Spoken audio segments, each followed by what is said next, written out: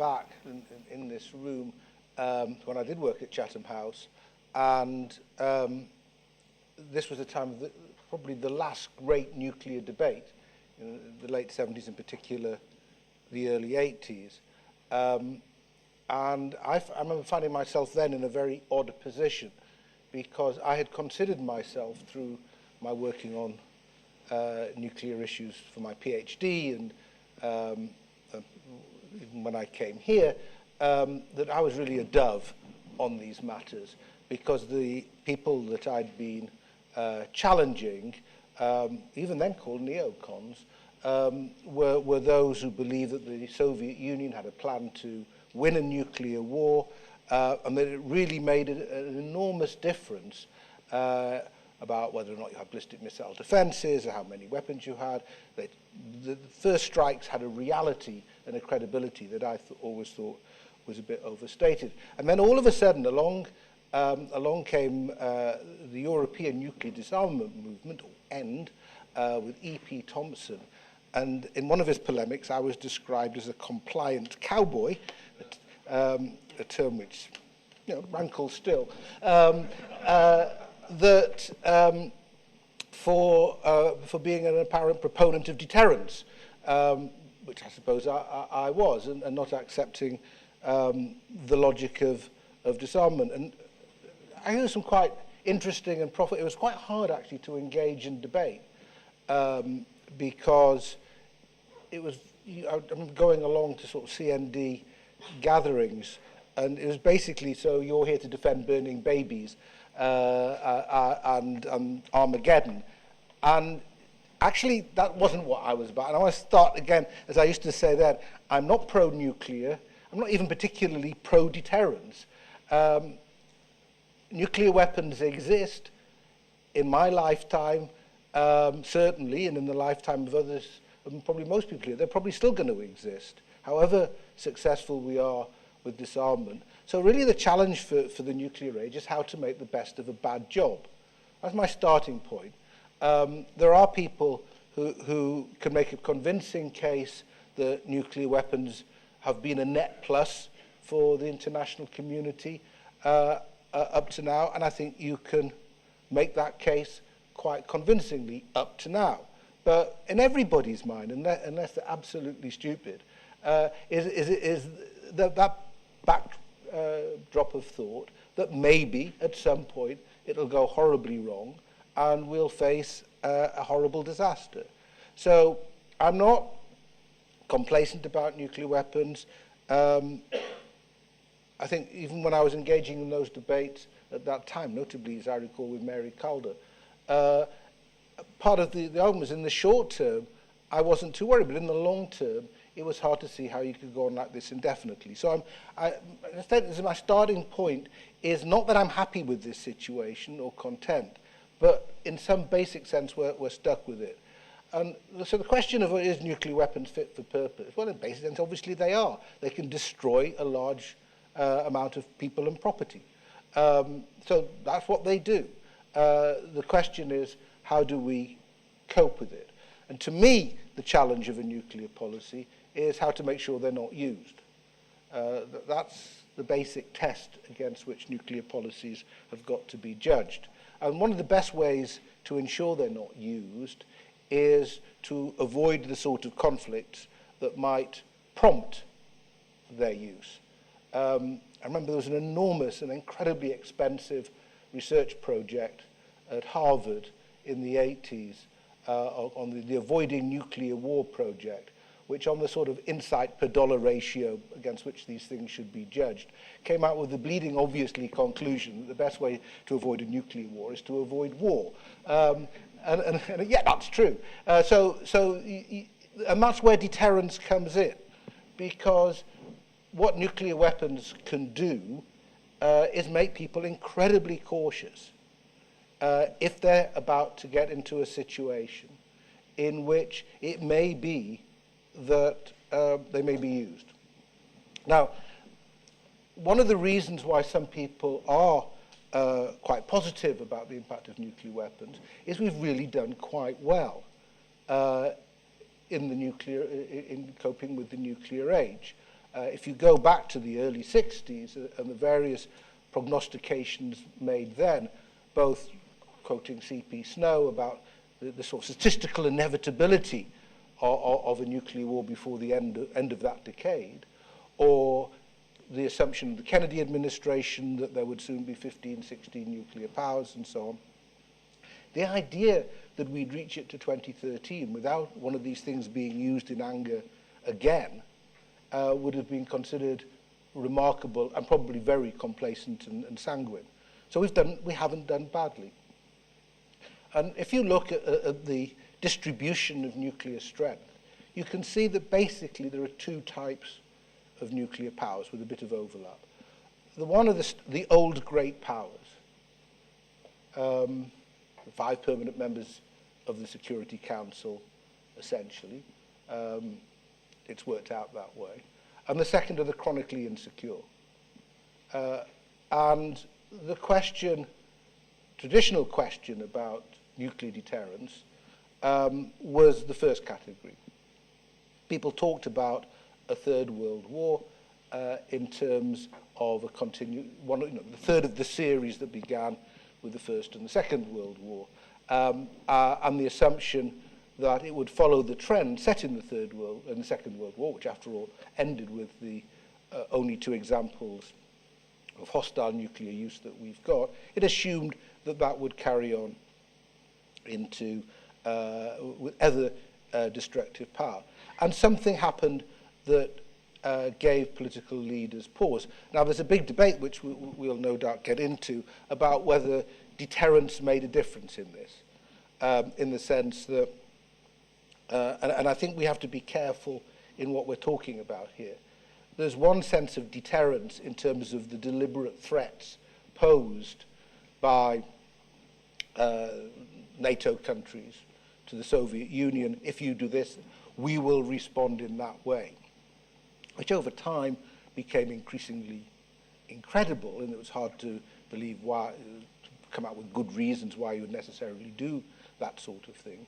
And the second sort of deterrence, which is much more general, diffuse, but what later became called existential, which is basically, if we move in this direction, it could be awful. Things will happen which we can't control. Escalation was the word that was developed to describe this process. In which case, like all wars, you start off believing you can keep it contained and limited and short, but things will happen that will get you into a position where it's absolutely awful, and that we will have lost control. And this goes back to sort of classic debates of nuclear strategy that took place in the late 50s and early 60s. Tom Schelling, the great, still one of the still alive, sort of great theorist of nuclear strategy, talked about the threat that leaves something to chance. Recognized that there was this question of loss of control, that uncertainty was a powerful deterrent. Whereas, on the hand you had Herman Kahn, who had this famous sort of 44 ladders of escalation, which you started using nuclear weapons after point 15, and it was just sort of trying to work out how many different ways can you use nuclear weapons that made Kahn's work so sort of appalling and staggering at the same time, ending in what he called, claiming not to appreciate the implications, a wargasm right at the end. But that even Kahn recognized at some point this control would be lost, but he believed you could keep control for much longer. I don't think people have that confidence. Nobody's tried, and there's no case law, there's nothing that we can go to that tells us what a nuclear war would be like. All that we know is that when a series of political leaders have been faced with the possibility, they've tried to find a way out of it. And you can see it in the correspondence between Khrushchev and Kennedy during the Berlin and Cuban Missile crises. In a way, you can see it with Indian policymakers when Western embassies started to withdraw their people just over a decade ago, when there was a big crisis. And they said, people actually were taking this possibility quite seriously. So I think deterrence works in that way. Not 100%. It's not. There's not an iron law of deterrence here, but you just have to take that into account. So, the third point I just want to make about forms of deterrence is a lot of the discussion of deterrence goes on away from the possibility of nuclear war. In fact, all discussion, most of the discussion we've had, and a lot of it is about alliances and reassurances and security guarantees and so on.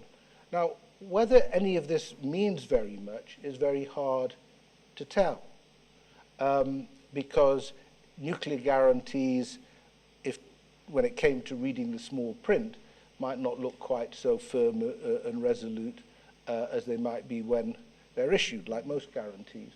But it is an important part of the debate. And so my final point is really related to the policies that we adopt now. My view for some time has been that there's enormous surplus capacity, there's enormous plenty of role for disarmament and arms control, and that's all to the good. But you have to be very careful what you're doing. And I'm not so much worried about the problem of maintaining a balance of deterrence at small numbers. I think it's much more about alliance. The essence of deterrence for most countries is alliance, because they don't have nuclear weapons of their own. And therefore the challenge, it seems to me, in the future is how do you convince countries that don't have their own nuclear weapons, that they don't need their own nuclear weapons because they have a great power benefactor that will look after them. And I think a lot of policies have to be judged on that. And that has to be judged because actually now the major problem that we face of nuclear use is not, at the moment, the great powers, but the chronically insecure. It's the Pakistans, the Israelis, the North Koreans, maybe eventually the Iranians. These are the ones that are most likely to get into situations where they might be used. And countries, and the sort of logic and analysis and so on that we use to consider the policies of the great powers are very different from those that might affect these powers, the area of the greatest uncertainty. But given that these other powers exist, that is what creates the problem of extended deterrence. It raises questions for the great powers as to what role they should play in providing deterrence on behalf of those who may be threatened by the chronically insecure. That seems to me the big challenge for the future.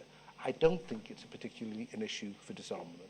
I began work on nuclear weapons issues 30 years ago and conducted a sort of unconventional review of the fact, and have worked really on what I hope is a careful and pragmatic reevaluation of the entire field. And my goal is, I think, similar to yours, which is I want security for my country and the other countries that I like and care about, and in general, I think the world is better off when there's peace. So, but what concerns me is that we seem to have a sense that nuclear weapons are reliable because of the absence of nuclear war. Nuclear deterrence is reliable because of the absence of nuclear war over the last 68 years. And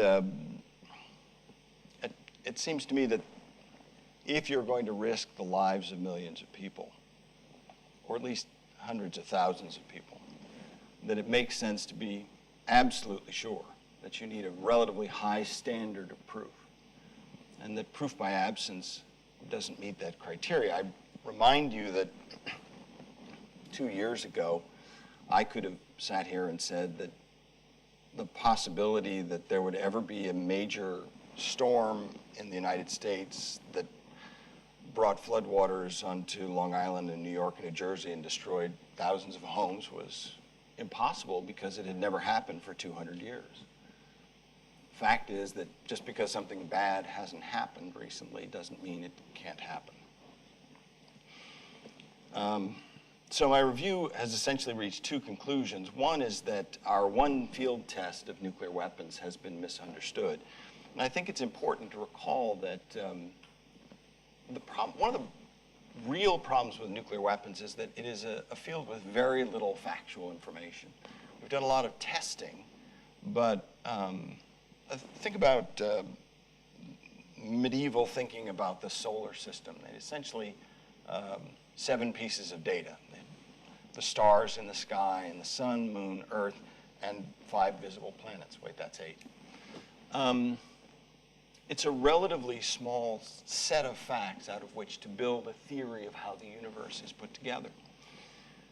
We in the nuclear weapons field have a worse time because we have really one solid piece of evidence, which is the bombing of Hiroshima and Nagasaki.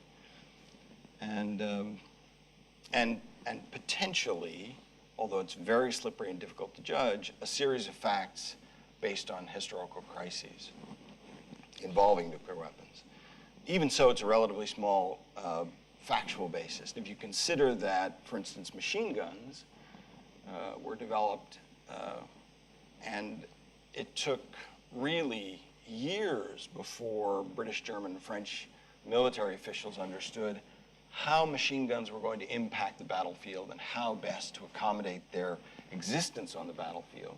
1914, 15, and 16 were examples of how difficult it is to incorporate new technology into our thinking. So that's a troubling fact. The other two things that, and the truly disturbing thing about this paucity of information is that it's relatively clear that we've got Hiroshima wrong.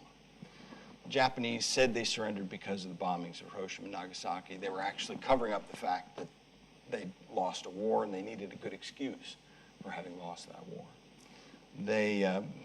Recent historical research of the last 10 years demonstrates relatively clearly that it was the Soviet declaration of war and invasion of Manchuria and Sakhalin Island and various other territories that led the Japanese to surrender. That is what touched off the real crisis. So that's sobering. If your one major field test that you've been relying on pretty heavily for 60 years, it turns out you've been interpreting it exactly backwards. Nuclear weapons didn't have a major impact. In fact, the Japanese leadership seems to have largely ignored the nuclear weapons bombings. So what does that say about the ability, the kind of magical ability of nuclear weapons to coerce and deter that Stimson talked about them being psychological weapons? Well, if they didn't psychologically impact Japan's leadership, how do we evaluate that? Clearly there's a danger. So then nuclear deterrence. Clearly there's danger that of nuclear war with nuclear deterrence. The question is not, does nuclear deterrence work? Clearly it must work sometimes. Nuclear war is terrifying. So it must be that nuclear deterrence does reliably restrain us sometimes. The problem is how often, where, and how often, and how reliably. Does nuclear deterrence work in 30% of the cases? Well, that's a relatively low number. If 60% of the time, 70% of the time, there's a possibility that the crisis is going to spiral out of control, then that's a cause for concern. Does it work 90% of the time, 95% of the time? And if you owned a handgun that you really liked and thought was very valuable, but that had a tendency to explode in your hand some percentage of the time, you have to ask yourself, how large is the percentage that you're willing to put up with? Is it if there's a 2% chance of it blowing up in your hand or a 4% chance? So it seems to me the key question is not, does nuclear deterrence work? The question is, how reliable is it? And the problem is that I think our historical studies have not fairly addressed the facts.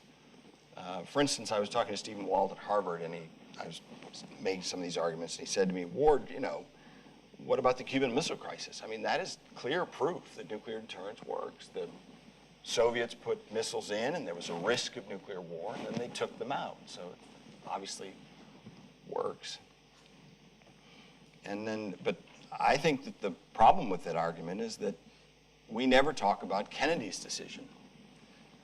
Kennedy knew that if he blockaded Cuba, that there was a risk of nuclear war. In the week of deliberations where they were deciding on the policy, they mentioned the possibility of nuclear war 60 times. But they went ahead with that action, that risky, that aggressive action anyway. So the question is, why didn't nuclear deterrence restrain Kennedy, apparently? And I think if you go back and look at the various crises, the Middle East War of 1973, Sadat and Assad, why weren't they restrained by nuclear deterrence? The question isn't, did putting nuclear weapons on alert dissuade the Russians from sending a paratroop brigade to Egypt? The question is, what were Sadat and Assad thinking? How was it that they could believe that they knew enough about Israeli intentions that they could safely make war on the occupied territories and the Israeli forces there without risking nuclear war? Why didn't deterrence work? So I think that over time what happens is that it's difficult to, that we have looked back at the facts and selectively pulled out the successes of nuclear deterrence and said, this is terrific, nuclear deterrence works, it's reliable, therefore it must be safe, and so we can continue to rely on it. So I am a nuclear deterrence pessimist. I think that it's less reliable than we had thought. Hiroshima. Historians have argued about this for a long time. The weight of historical evidence is that nuclear weapons made a difference to the Japanese decision to end the war. Otherwise, why did Hirohito mention it in his surrender broadcast? Manchuria, Russian invasion, obviously important. Also, Japan would have surrendered at some point anyway, probably. But nuclear weapons had an effect at the time. I think it's absolutely irrelevant. I don't think it strengthens the case for deterrence if I'm right on that and you're wrong, because these cases are sui generis. What we know from Hiroshima is that what nuclear weapons can do. It left a lasting imprint on people's mind. It wasn't a speculative possibility, as we would find still if we were trying to talk about biological warfare on a massive scale. We know what nuclear weapons can do because we've seen the pictures and we've heard the survivors. I've been to the museum at Hiroshima. So that's what it did. And somebody once talked about the crystal ball effect, which was if you knew in 1914 how you were likely to end up in 1918, you might have been a little bit more careful on the diplomacy. You might have thought, well, let's pause a little moment here. Let's just see where this may be taking us, folks. If you're moving into a situation where nuclear war is a possibility, you've got an image in your mind about where it can lead to. And that's very important. And it was there with Kennedy. Who was reckless or not in the origins of the missile crisis, which of course was a crisis of the nuclear age. If we hadn't have nuclear weapons, it wouldn't have been a crisis in the first place. But there's no doubt that Kennedy's behavior in the last days of the crisis was animated at all points by determination to avoid nuclear war, which is why he had the back channel going, why the Turkey offer was made, and so on and so forth. Kennedy did not want a nuclear war. He wasn't reckless in this regard. So that's the only information we've got. It's true. And we have to work out, if we're looking ahead, how people, often in cultures different from our own, that we don't understand very well, may respond. That's why I would never say deterrence is going to work well in all circumstances. Let me just identify, picking up on things that... So I think the history doesn't prove anything in this. There's no proofs in history because there are so many different variables at play each time. All we know is that politicians, faced with the prospect of nuclear war, have become quite cautious, and that's a good thing. So let me just raise two issues that I think are areas where it may be worth taking the discussion further. The first is this question of the relationship between nuclear war and conventional war, which I think is important. Because when Ward was saying that the deterrence hasn't worked, what he said on a couple of cases is the existence of nuclear weapons has not stopped conventional war, which is undoubtedly the case. And, you know, one can, I haven't had the Falklands cited at me at times as, you know, example of a failure of nuclear deterrence. Well, it wasn't a failure of nuclear deterrence because nobody in their right minds ever thought that nuclear weapons were likely to be used in a situation such as that, although there was a nuclear dimension to the conflict. So there's really the issue which goes to the heart of the question of the role of uncertainty and a fear of escalation is what confidence will there be in the future if you embark on a war which you believe will be conventional of it staying that way. And that's relevant to the Russians, it's relevant to the Indians and the Pakistanis. In a way, it's become less relevant to us, which is why the enthusiasm for disarmament has grown in the West, because our belief and reliance on nuclear deterrence has declined because we really don't need it so more, because conventionally we should be strong enough to deal with all comers, if I'm including the United States in this. Whereas the Russians have become more dependent upon nuclear deterrence.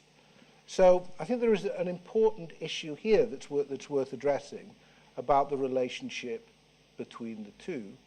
And second, I mean, I do think we need to get into this question of alliance. If the United States nuclear arsenal had a deterrent effect on European security, it was because the United States was allied to Western Europe. If it hadn't been, it might not have done. And I think these alliance relationships may well be becoming more tenuous. I think that's as much of a challenge to the credibility of deterrence as whether or not one thinks a politician in their right mind would use it. And just a point to leave you with, this question of who would have thought. If you're with you're going to choose an airline, here's one that's got an immaculate safety record for 68 years, never had a crash. Do you go for that one because it's never had a crash? It's got this immaculate safety record. Or on the laws of probability, you think it's due for one soon. The fact is we know what nuclear weapons can physically do, but the essential thing that we thought we learned from Hiroshima, what Stimson said in his article in Harper's in February of '47, is that we understood the psychological impact that they had on leaders' minds. Well, the fact is, that's exactly what we don't know. We don't know what impact the fear of nuclear weapons or even the use of nuclear weapons has on leaders' political and military decisions. So I'm not convinced that because we've done a lot of testing in deserts that we're fully aware of how people will or will not respond to nuclear weapons. On the issue of Hirohito, why didn't he mention the Russians if that was the reason why they were surrendering? There's several reasons. One is leaders, politicians, I'm sure you'll be shocked to know, don't always explain their innermost reasons for the things that they do, particularly in public statements. And in fact, Hirohito issued 2 calls for surrender, one to the general public, which obviously cared about bombing, and in that call on the 15th, he talked about bombing, and also one to the military on the 17th, in which he didn't mention the bomb at all, but only mentioned Russia as a reason for surrendering, because the military men, he felt, would understand strategy better, or I'm assuming he felt would understand strategy better, and therefore he used the argument with them that he thought would be most likely to persuade them. So it has certainly been true that throughout the first 40 years of discussion about Hiroshima, people assumed that the bombs won the war. The fact is, over the last 10 years, there have been significant openings up of archives in Russia and Japan. And the newest research seems to be quite persuasive that whereas Hiroshima just didn't touch off a crisis at all, this Russian invasion did. Consider that the Supreme Council didn't meet after Hiroshima. In fact, there's a diary entry by Kwabe Toroshiro, who's the Deputy Chief of Staff of the Army, and he says, I heard, it's on the 8th, 2 days after the bombing of Hiroshima, I heard they bombed Hiroshima with a nuclear bomb, and it's a problem, but we must be tenacious and fight on. So this is on the 9th, the evening of the 8th, he's writing in his diary, reflecting back. And the next morning, he rushes down to a meeting with the military and says, we have to depose the emperor and set up a military government, and that way we'll be able to keep fighting. Well, what happened? The Soviets invaded at midnight during the night. No emergency meeting was held after Hiroshima was bombed. No one suggested that the emperor be overthrown on the morning that after Hiroshima was bombed. Supreme Council doesn't meet on the morning that Hiroshima is bombed. Supreme Council meets the morning that the Russians invade. So there's a lot of evidence, particularly timing and diary entries from that period of time. After the war is over, they all rally around and say, oh yes, it was Hiroshima. But if you look at the contemporaneous documents, the case is much stronger. My sense about the Cuban Missile Crisis is that the important lesson to draw from it is not that deterrence worked, but that we were lucky. The role that luck plays in avoiding war sometimes. The height of the crisis, a U-2 strays over Russia 300 miles. Russians scramble MiGs to shoot it down. The U.S. scrambles F-104s to find it, safeguard it, and bring it back. Except it's the height of the Cuban Missile Crisis. So they've taken all of the conventional air-to-air missiles off of the F-104s, and they've replaced them with Falcon nuclear missiles. So the only missiles that those fighters, the only armaments that they have are nuclear. If those two sets of fighters had run into each other, there would have been a nuclear explosion over Russia and likely a nuclear war. Well, that didn't happen. But it didn't happen because deterrence works like magic. It happened because we were lucky. Nuclear weapons have not really been smart military technologies as such, which is why there are so few what used to be called tactical nuclear weapons, which is always an odd concept, or short-range nuclear weapons around anymore. My favourite was, we're going to give odd weapons, was the Davy Crockett, which was a weapon, a mortar, that had a lethal radius greater than its range. I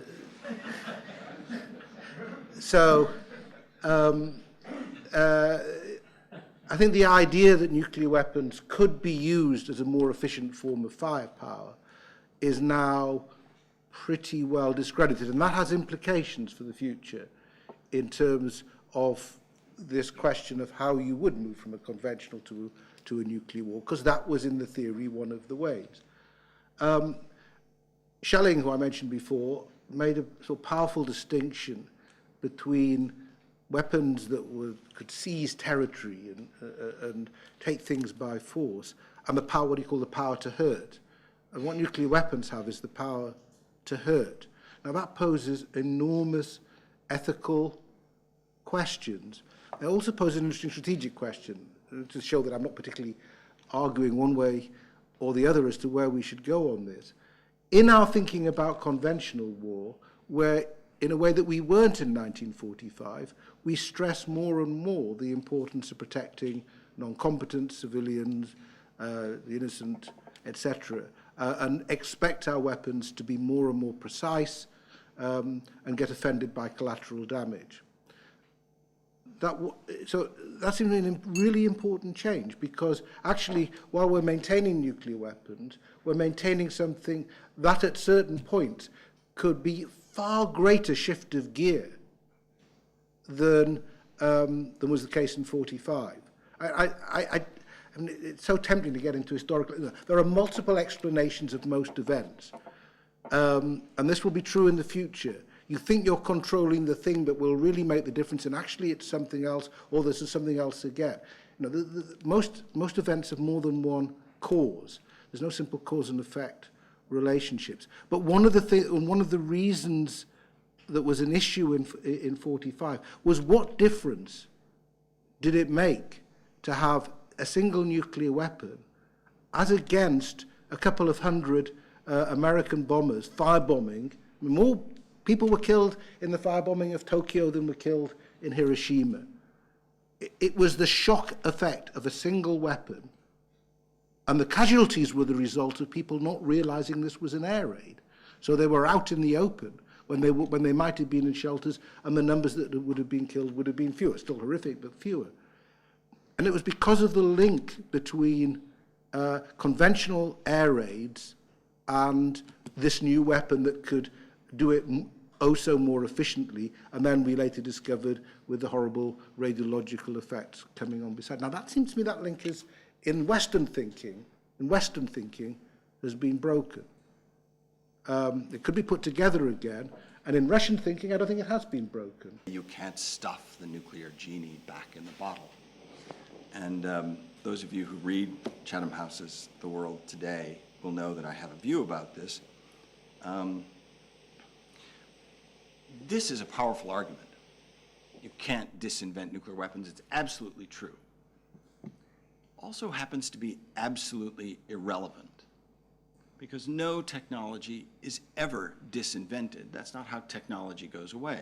In the majority of cases, technology goes away because better technology comes along. But in some cases, technology goes away because it was stupid technology and people set it aside. I think the classic example of this is the Hiller VZ-1. It's a small platform about this big, a small helicopter blade underneath. And a single soldier could stand on it and be lifted 15 or maybe even 20 feet up in the air. It was really remarkable gee whiz technology, developed by the US Army in 1953. But it never went into production particularly because some people called it the "here I am, totally exposed, completely vulnerable death platform." It just wasn't good technology. And the question is not whether nuclear weapons can or can't be disinvented. That's a red herring. The question is whether they're smart military technology. It seems to me that the fact that no one has found an occasion when their use was really called for in the last 70 years may be an indication that their terrifying and deterrence works perfectly. But it may also be an indication that they're just not very good weapons. Too blundering, too big, too clumsy for any real purpose.